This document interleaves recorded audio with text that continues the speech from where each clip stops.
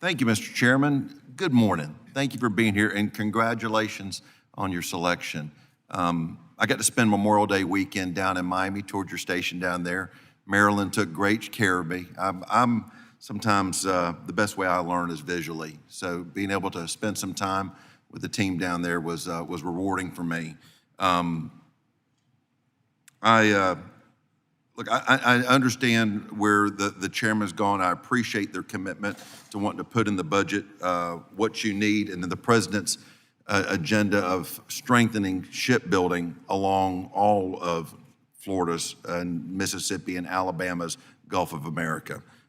Chairman, I wish I could have joined you this week. That sounds like it was an exceptional visit, but seeing the double down and investment of the importance of shipbuilding and the amazing job creation opportunities that brings, that helps. It gets me excited. But I appreciate you joining us today discussing the future of the Coast Guard. I'm fortunate. I get to share a load-bearing wall with your liaison office. And the guys over there, I pretty much check on them every morning when I walk in. You got good people. And it's a real good fortune for me, as I'm brand new, to have some folks that are willing to spoon feed me to understand the issues that are so important to our country. So again, thank you for assembling a good team. But let's talk a little bit about when I grew up. My home was Panama City when I grew up, and I remember, as you get imprinted when you're a young child, Coast Guard Cutter Dependable would make the news, WJHG, and it was a big deal.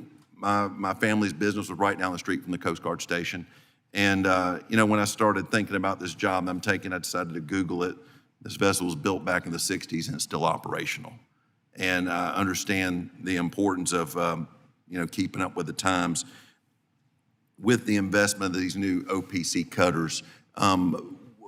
What do you see probably as the most significant contribution that they will bring to the next generation for, I guess, multiple generations as the life expectancy of these vessels expects to be?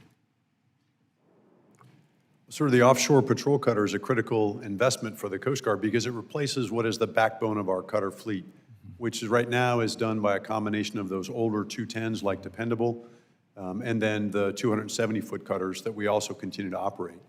And so they enable us to provide that presence not only offshore, near offshore, but in the long-range maritime approaches to the U.S. border.